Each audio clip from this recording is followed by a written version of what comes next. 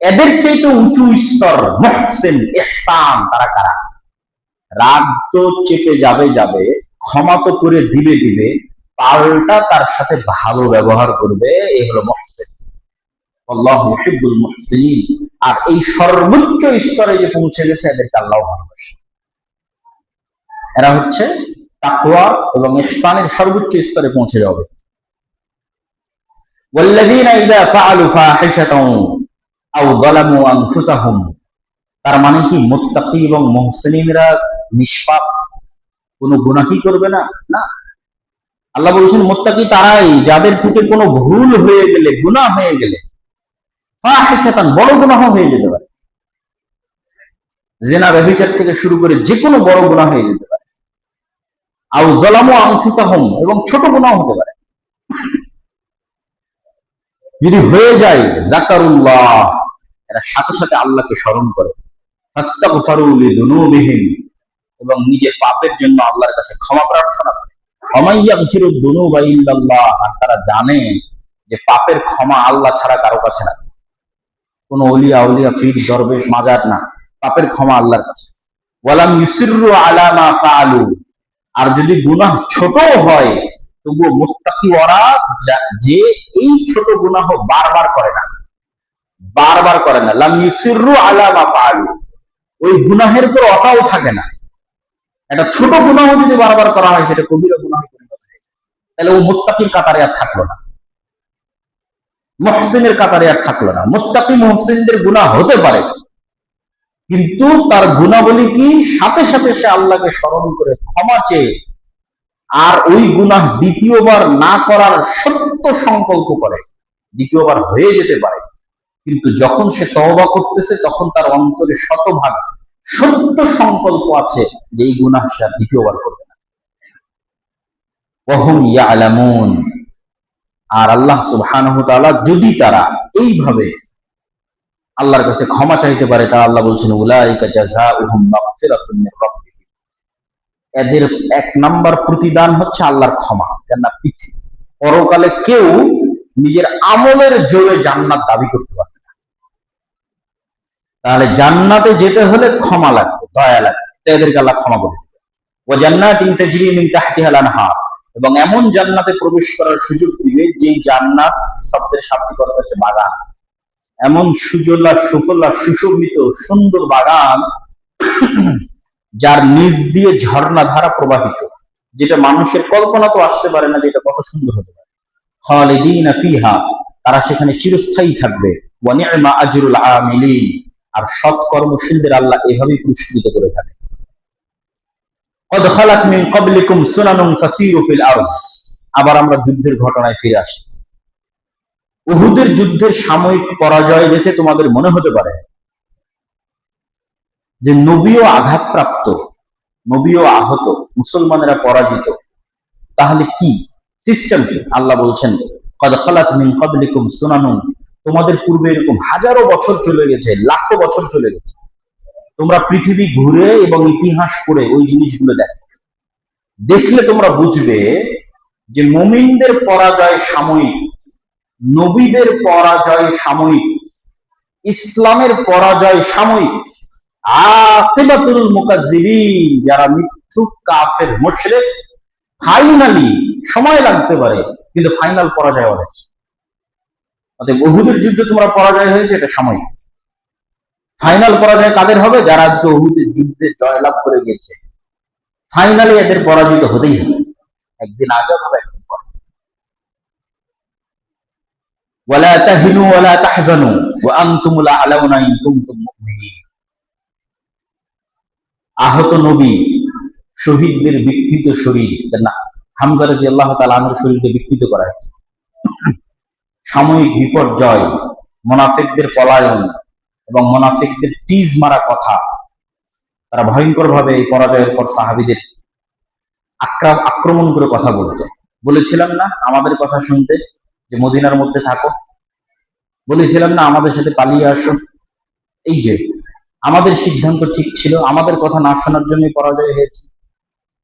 ওয়ালা তাহিনু ওয়ালা তাহজানু, এই ধরনের চতুর্মুখী চাপে ওয়ালা তাহিনু ওয়ালা তাহজানু, তোমরা ভেঙে পড়িও না, দ্বীনের দাওয়াত, আল্লাহর রাস্তায় জিহাদের বিষয়ে তোমাদের প্রতিজ্ঞা যেন দুর্বল না হয়, এবং যারা যুদ্ধে নিহত হয়েছে এবং আহত হয়েছে তাদের নিয়ে যেন তোমরা হতাশায় না ডুবে থাকো। ও আনতুমুল আ'লাউনা, কেননা যারা মারা গেছে আর আল্লাহর কাছে জান্নাতে জীবিত, আর তোমরা যারা দুনিয়াতে এখন পরাজিত এবং আহত অবস্থায় আছো তোমরা বিজয়ী হবা। ইন কুনতুম মুমিনিন, যদি তোমাদের মধ্যে ঈমান থাকে, যদি তোমাদের মধ্যে তাকওয়া থাকে, যদি তোমাদের মধ্যে সবর থাকে। ইন ইয়ামসাসকুম কারহুন ফাকাদ মাসাল কওমা কারহুন মিসলা, আজকে উহুদের যুদ্ধে তোমাদের 70-এর অধিক সাহাবী মারা গেছে, অনেক তোমরা আহত, তোমাদের নবী আহত, মুনাফিকরা কথা শোনাচ্ছে। আজকে তোমরা যেই কষ্টের মধ্যে দিয়ে যাচ্ছ, ফাকাদ মাসাল কওমা কারহুন মিসলা, এর চাইতে বেশি কষ্ট অথবা হুবহু এরকমই কষ্ট আল্লাহ কাফেরদের দিয়েছেন বদরে।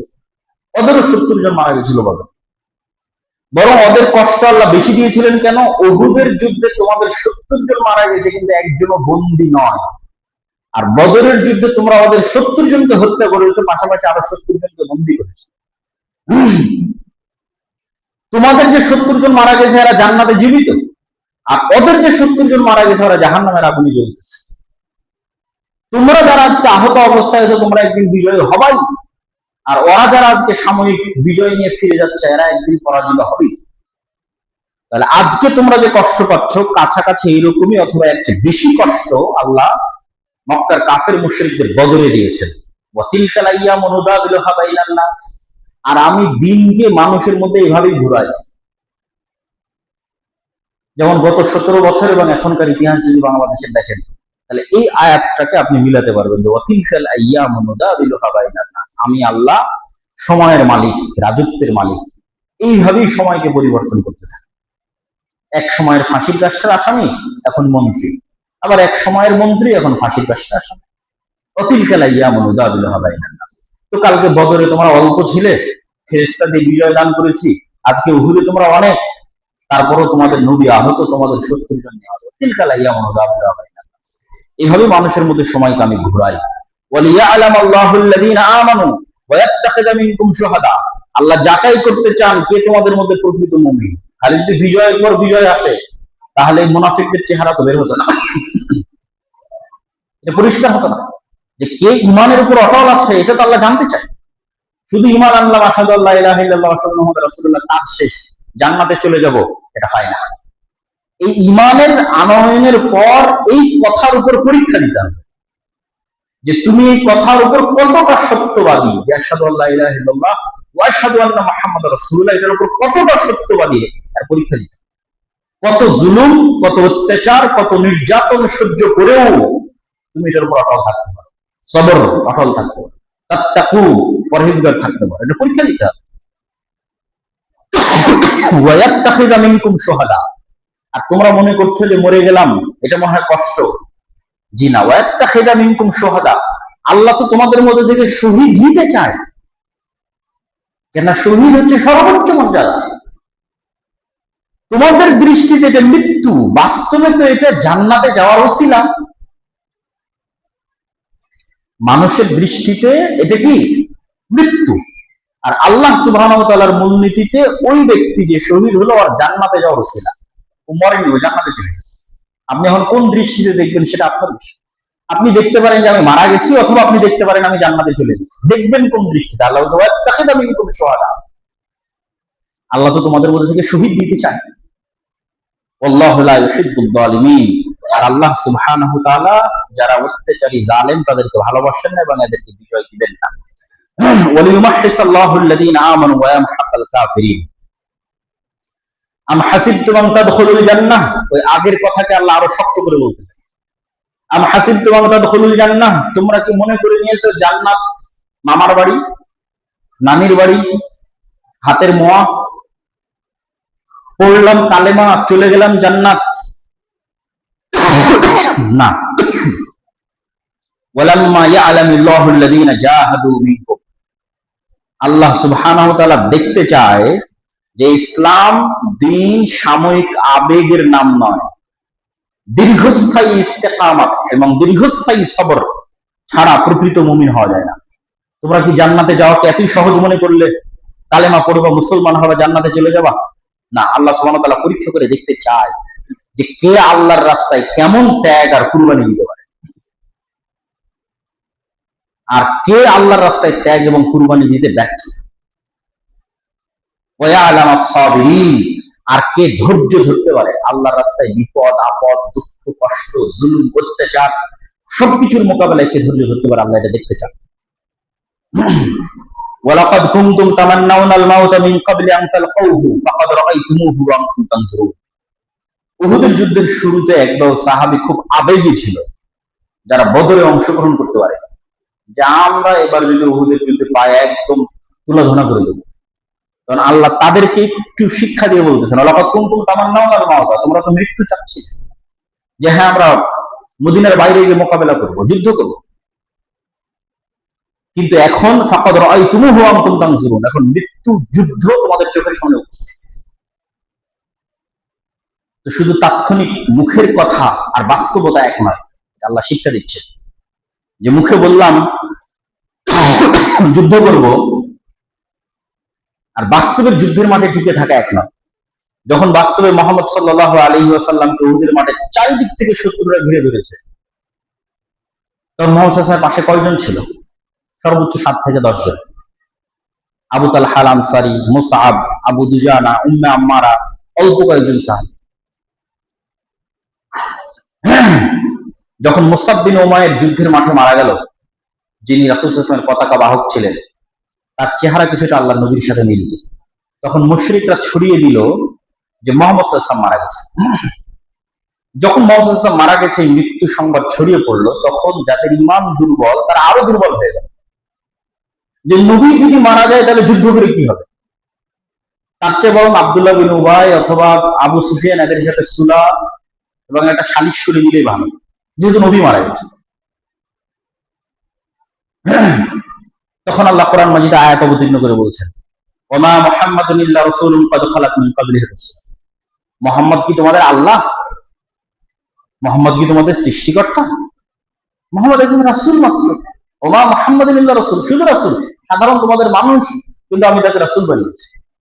ক্বাদ খালাত মিন ক্বাবলিহি রাসূল, আরে এর পূর্বে তো আরো হাজারো রাসূল গেছে, ওই হাজারো রাসূলের মধ্যে শত রাসূল আল্লাহর রাস্তায় মরে গেছে। বেশি দিন নয়, তোমরা এখন যে সময় অবস্থান করছো তার 400-500 বছর পর ইয়াহিয়া এবং জাকারিয়া আল্লাহ রাস্তায় নিহত হয়েছে। তাহলে মুহাম্মদ সাল্লাল্লাহু আলাইহি ওয়াসাল্লাম তোমাদের সৃষ্টিকর্তা নয় যে তোমরা তার ইবাদত করো। মুহাম্মদ সাল্লাল্লাহু আলাইহি ওয়াসাল্লাম আল্লাহর একজন রাসূল মাত্র, আর তার পূর্বে আরো শত রাসূল চলে গেছে, যেই শত রাসূলের মধ্যে এমনও রাসূল গেছে যারা আল্লাহ রাস্তায় মরে গেছে। আফাইন মাতাও কুতিলান কালাবতুম, তাহলে মুহাম্মদ যদি স্বাভাবিক মৃত্যুবরণ করে সাল্লাল্লাহু আলাইহি ওয়াসাল্লাম, আও কুতিলা অথবা মানুষটাকে হত্যা করে, ইন কালাবতুম আলা আকাবিকুম, তোমরা দিন থেকে ফিরে যাবে? তাহলে তো তোমরা ঈমানে আনো না। কেন? মুহাম্মদ তো আল্লাহর, তোমরা তো ঈমান এনেছো আল্লাহর উপর, আল্লাহ তো মরে গেছে, তাহলে তো ঈমান বিশুদ্ধ হবে। আল্লাহ সুবহানাহু ওয়া তাআলা হচ্ছেন আল হাই আল কাইয়্যুম, উনি তো মারা যান, তাহলে ঈমান কার উপর? ওমান ইয়ানকালিবু আলা আকিবাই ফালান ইয়াদুররাল্লাহ শাইআ, আর কেউ যদি ঈমান থেকে মুখ ফিরিয়ে নেয়, ও আল্লাহর কোনো ক্ষতি করতে পারবে না। আল্লাহ আর এক জাতিকে মুমিন বানাবে, তাদেরকে তার দিন বিজয় করাবে। মানুষের ইবাদতে আল্লাহর কোনো উপকার হয় না, আর আল্লাহর অবাধ্যতায় আল্লাহর কোনো ক্ষতি হয় না। ওয়াসায়াজজিল্লাহু শাকিরিন, তবে হ্যাঁ, যারা শুকরিয়া আদায়কারী, আল্লাহ যে ঈমানের নিয়ামত দিয়েছে এটারও শুকরিয়া আছে। তো এই শুকরিয়া আদায়কারীদের মধ্যে একজন সাহাবী হচ্ছেন, অনেক সাহাবী, তার মধ্যে একজনের কথা ইতিহাসে উল্লেখযোগ্য, আনাস ইবনে নাজর। উনি বললেন, তোমাদের নবী যদি মৃত্যুবরণ করে, তো তোমাদের নবী যে রাস্তায় গেছে তোমরা ওই রাস্তায় চলে মৃত্যুবরণ করো। এবং উনিও বীর বিক্রমে যুদ্ধের ময়দানের মধ্যে ঢুকে গেলেন মুশরিকদের মধ্যে, যে নবী যদি মারা যায় তাহলে নবী যে রাস্তায় মারা গেছে আমিও সেই রাস্তায় মারা যাই। তখনও কিন্তু স্পষ্ট হয়নি যে আল্লাহ নবী বেঁচে আছে না মারা গেছে। এবং আনাস বিন নজর রাদিয়াল্লাহু তাআলা আনহু বীর বিক্রম যুদ্ধ করে তিনি শহীদ হয়ে গেলেন।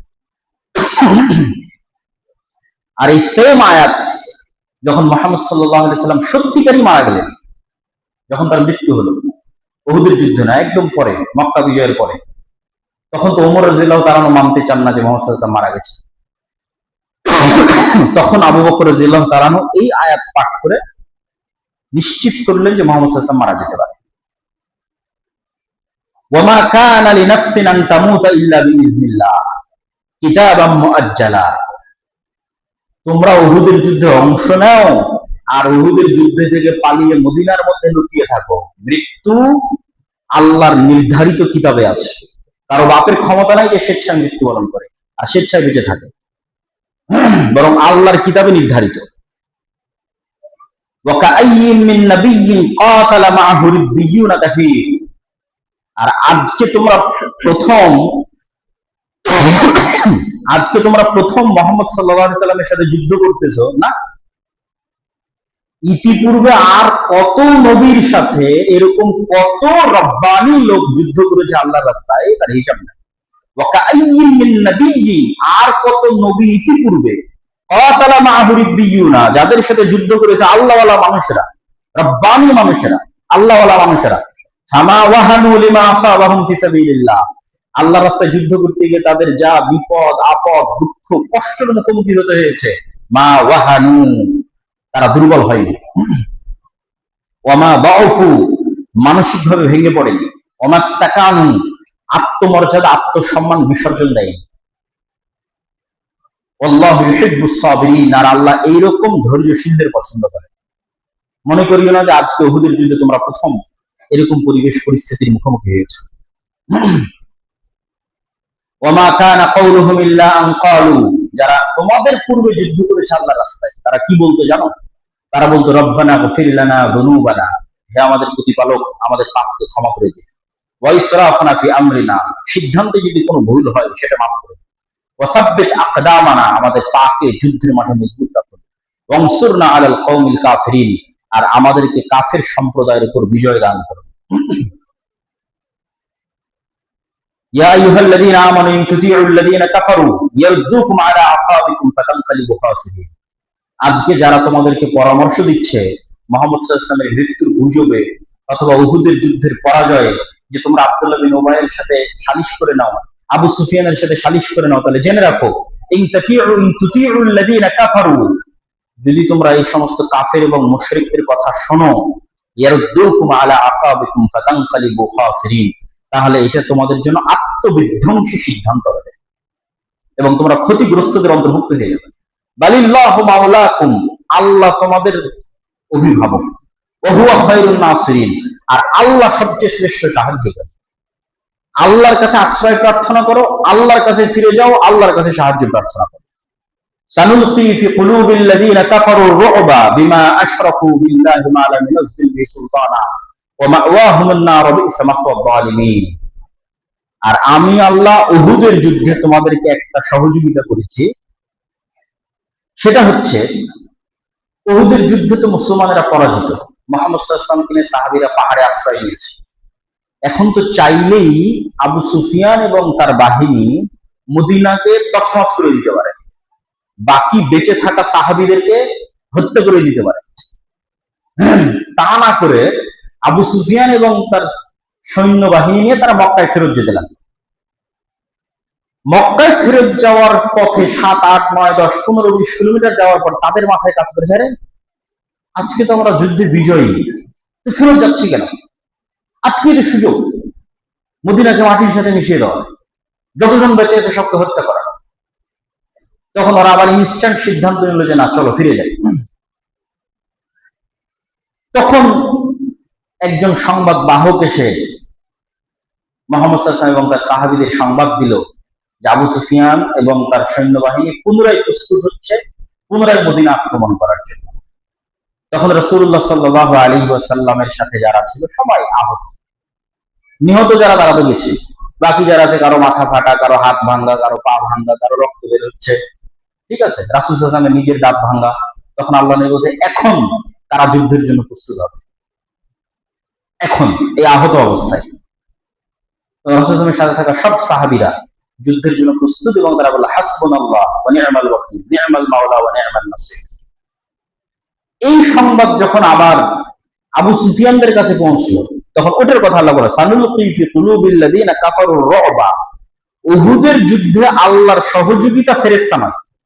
কেন ফেরেশতা আসার যে শর্ত দেওয়া হয়েছিল ওটা তো তোমরা উত্তীর্ণ হতে পারো। ফেরেশতাদের শর্ত দেওয়া হয়েছিল তাসবিরু ওয়া তাত্তাকু, ধৈর্য ধরতে হবে, তাকওয়া থাকতে হবে। আল্লাহর নবী যেখানে তোমাদের 40 জন তীরন্দাজ থাকতে বলেছিল সেখানে তোমরা থাকোনি। যখন মুসলমানদের বিজয় হয়ে গেছে তখন তোমরা গনিমতের মালের জন্য ওই জায়গা ছেড়ে দিয়ে গনিমতের মাল সংগ্রহ করতে গেছে। তখন খালিদ বিন ওয়ালিদ পিছন দিক থেকে এসে আক্রমণ করেছে। এই কারণে তো নিশ্চিত জয় পরাজয়ে পরিণত হয়েছে। তবে উহুদের যুদ্ধে আল্লাহর সাহায্য কি ছিল? ওই কাফের মুশরিকদের অন্তরে আল্লাহ ভয় ঢুকিয়ে দিলেন, যারে যেই মুসলমানেরা আহত অবস্থাতেও যুদ্ধের জন্য এইভাবে প্রস্তুত হতে পারে, ওদের সাথে এখন মোকাবেলা করতে গিয়ে যদি হেরে যায় তাহলে যে জয়ের আনন্দটা ছিল ওটাও তার থাকলো না। এখন তো গিয়ে বলতে পারবো আরে জিতেছি, মানে এখন এই অবস্থায় মক্কায় ফিরে গেলে কি বলা যাবে? জিতেছি। কিন্তু এখন আবার পাল্টা মোকাবেলা করতে গিয়ে যদি হেরে যায় তাহলে এই জয়টা আর থাকলো না। এই যে আল্লাহ ওদের অন্তরের মধ্যে ভয় ঢুকিয়ে দিলেন যে ওরা পাল্টা মদিনে আক্রমণ করলো না, এটাও আল্লাহর একটা সাহায্য। কেন? অন্তরের মালিক তো আল্লাহ, অন্তরের মধ্যে ভয় ঢুকিয়ে দেওয়ার মালিক তো আল্লাহ সুবহানাহু ওয়া তাআলা। ওয়ালাকাদ সাদাকাকুমুল্লাহু ওয়া'দাহ, মহান আল্লাহ অবশ্যই তার সাহায্যের প্রতিশ্রুতি রক্ষা করেছিলেন। যুদ্ধের প্রথম পর্যায়ে আল্লাহর সাহায্যে এবং তার অনুমতিতেই শত্রুদের তোমরা পরাস্ত এবং হত্যা করেছিলে। কুরাইশ বাহিনী পিছু হটছিল এবং বিজয় তোমাদের চোখের সামনে স্পষ্ট হয়ে উঠছিল। কিন্তু পরিস্থিতি বদলে গেল কখন? যখন জাবালে রুমাতে নিযুক্ত তোমাদের তীরন্দাজ বাহিনীর অন্তরে গনিমতের মালের প্রতি দুর্বলতা বা লোভ তৈরি হয়েছে। আল্লাহ কোরআনে এই আয়াতের মধ্যে বলছেন, আয়াতটা অনেক বড়, যাদেরকে রাসূল সাল্লাল্লাহু আলাইহি ওয়াসাল্লাম স্পষ্টভাবে বলেছিলেন জয় পরাজয় যেটাই হোক এই জায়গা তোমরা ছাড়বে না। এই স্পষ্ট নির্দেশ নিয়েও তোমরা পরস্পর তর্ক বিতর্কে লিপ্ত হলে। একদল বলল যুদ্ধ তো শেষ হয়ে গেছে, এখানে থেকে লাভ কি, তার যে গনিমতের মাল সংগ্রহ করি, এই বলে তারা গনিমতের মাল সংগ্রহ করতে চলে গেল। আর আব্দুল্লাহ বিন জুবাইর যে নেতা, সে বারবার বলতে থাকলো না এখান থেকে যেও না, আল্লাহর নবীর আদেশ। তার সাথে মাত্র 10-12 জন থাকলো, যারা ওখানেই দায়িত্বরত অবস্থায় খালিদ বিন ওয়ালিদের আক্রমণে নিহত। এভাবেই তোমরা আল্লাহর ওয়াদাকৃত এবং তোমাদের কাঙ্ক্ষিত যে বিজয় দেখার পরেও রাসূলের আদেশ অমান্য করলে এবং নিজেদের পরাজয় নিজেরাই ডেকে আনলে। মূলত তোমাদের মধ্যে কেউ কেউ দুনিয়া চেয়েছিল, অর্থাৎ গনিমতের তাৎক্ষণিক দুনিয়াবি লোভ তোমাদের সিদ্ধান্তকে প্রভাবিত করেছিল। আবার কেউ কেউ শুধু আখিরাত চেয়েছিল, তাই তারা রাসূলের নির্দেশ রক্ষায় ওই স্থানে অটল থেকে নিজেদের জীবন পর্যন্ত দিয়ে দিল। আর এভাবেই মহান আল্লাহ মুশরিকদের উপর অর্জিত সাক্ষাৎ বিজয় থেকে তোমাদের ফিরিয়ে দিলেন। অর্থাৎ আল্লাহর সাহায্য বন্ধ হয়ে গেল এবং তিনি তোমাদেরকে পরাজিত হতে দিলেন, বাধা দিলেন না। তোমার পরাজিত হচ্ছিল, আল্লাহ আবার বাঁচালেন না। আর পরাজয় মানেই খারাপ নয়। প্রজ্ঞাময় মহান আল্লাহ সুবহানাহু ওয়া তাআলার প্রতিটি কাজের মধ্যে হিকমত রয়েছে। তিনি তোমাদেরকে পরীক্ষা করতে চান। আর তোমরা যারা এই যুদ্ধে ভুল করেছিলে, এই যুদ্ধের বিভিন্ন পরিস্থিতিতে যারা ভুল করেছো, আল্লাহ সুবহানাহু ওয়া তাআলা তাদের সকলকে ক্ষমা করে দিয়েছেন। আল্লাহু যু ফাদলিন আলাল মুমিনিন, আর আল্লাহ এভাবেই মুমিনদের উপর দয়া করে থাকেন। তো আমরা শুধুমাত্র 152 আয়াত পর্যন্ত পৌঁছতে পেরেছি। পরবর্তী কোনো জুমায় যদি কোথাও সুযোগ হয় আমরা উহুদের যুদ্ধের এই ধারাবাহিক আলোচনা শেষ করব, আল্লাহ সুবহানাহু ওয়া তাআলা যেভাবে বর্ণনা করেছে।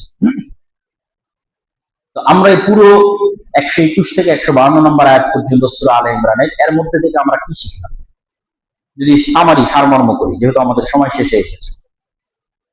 তাহলে সারমর্ম হচ্ছে, নবী সাথে থাকার পরেও আল্লাহ সুবহানাহু ওয়া তাআলার সাথে জিবরাইলের মাধ্যমে নবী